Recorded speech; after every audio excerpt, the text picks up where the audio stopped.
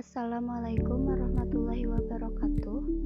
Perkenalkan, nama saya Dede Kurnia.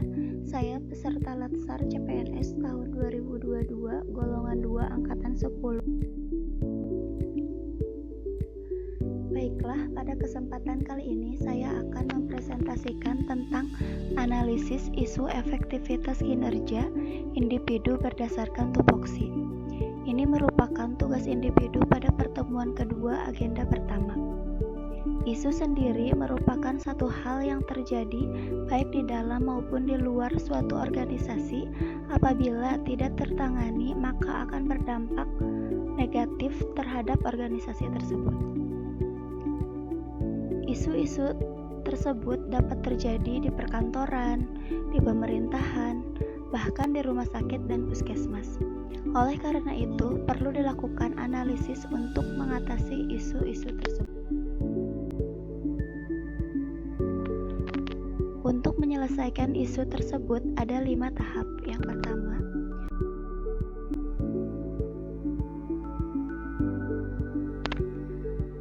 di sini saya menemukan beberapa isu terkait tupoksi saya.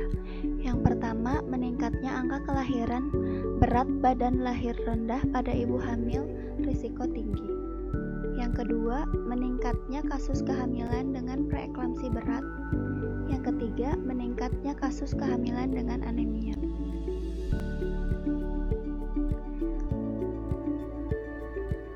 Yang kedua yaitu menapis isu dengan metode USG.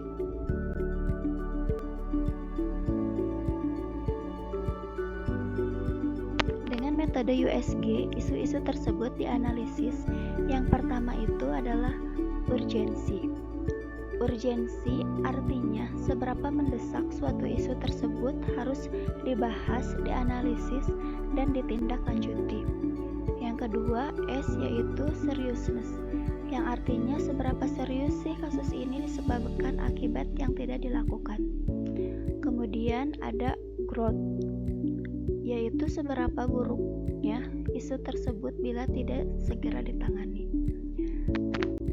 Dari tabel di atas bisa dilihat bahwa isu yang menempati kedudukan pertama yang harus segera ditangani adalah meningkatnya angka kelahiran berat badan lahir rendah pada ibu.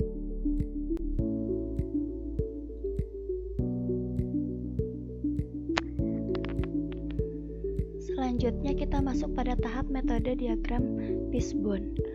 Dari diagram tersebut kita dapat mengetahui penyebab-penyebab sehingga meningkatnya angka kelahiran berat badan lahir rendah pada ibu hamil yang risiko tinggi. Setiap satu masalah memiliki satu diagram tulang ikan.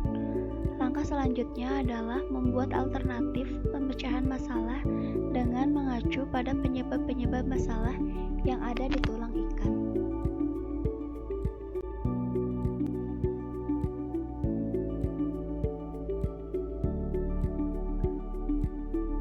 Selanjutnya, mendalami dan menganalisis dengan metode SWOT. Yang pertama, strength. Kita memiliki strength, yaitu yang pertama, setiap ibu hamil memiliki satu bidan desa yang bertanggung jawab. Kemudian aktifnya masyarakat di era modern termasuk ibu hamil dalam menggunakan sosial media. Kemudian adanya rutinitas jadwal posyandu di wilayah kerja puskesmas.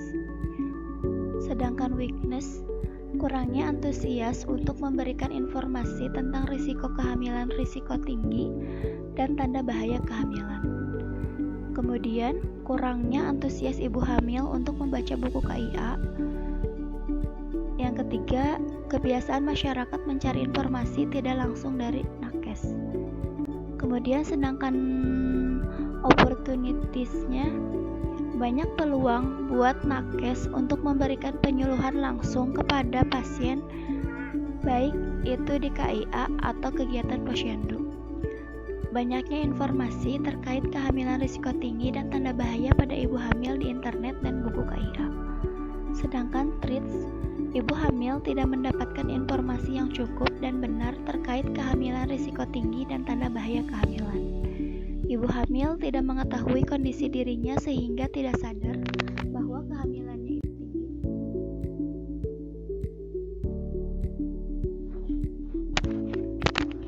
Kemudian tabel rekomendasi alternatif isunya yaitu meningkatnya angka kelahiran berat badan lahir pada ibu hamil risiko tinggi. Penyebabnya yaitu kurangnya informasi. Di sini ada alternatif penyelesaian. Di sini saya mempunyai dua alternatif penyelesaiannya. Yang pertama, pembuatan video testimoni dan edukasi tentang kehamilan risiko tinggi dan tanda bahaya kehamilan. Untuk tahapan penyelesaiannya, membuat video yang menarik sehingga mudah dipahami, mewawancarai ibu-ibu risiko tinggi yang sudah melahirkan anak dengan berat badan lahir rendah. Kemudian menjelaskan tentang bahayanya kehamilan risiko tinggi dan rentannya kesehatan bayi dengan berat badan lahir rendah. Kemudian menjelaskan tentang tanda bahaya kehamilan. Hasil yang diharapkan adalah menurunnya angka kehamilan risiko tinggi sehingga jumlah kelahiran bayi dengan berat badan lahir rendah turun. Semua ibu hamil mengetahui semua tanda bahaya kehamilan sehingga ibu hamil cepat mendapatkan pelayanan di fasilitas kesehatan. Sedangkan para pihak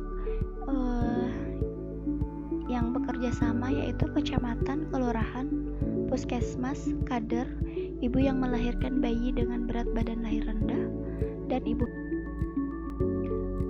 Kemudian selanjutnya yang kedua, untuk alternatif penyelesaiannya yaitu membagikan video dan menayangkan video pada media informasi puskesmas dan di posyandu. Sedangkan tahapan penyelesaiannya bekerja sama dengan program promosi kesehatan untuk memutar video pada media informasi puskesmas. Kemudian bekerja sama dengan bidan-bidan di puskesmas dan bidan desa untuk membagikan video melalui sosial media. Kemudian bekerja sama dengan kepala desa dan kader untuk memutar video pada setiap kegiatan posyandu. Hasil yang diharapkan, semua masyarakat dapat menonton dan mengerti pesan yang disampaikan dalam video. Adapun para pihaknya yaitu kepala desa, penanggung jawab program Promkes. Sekian dari saya ucapkan terima kasih.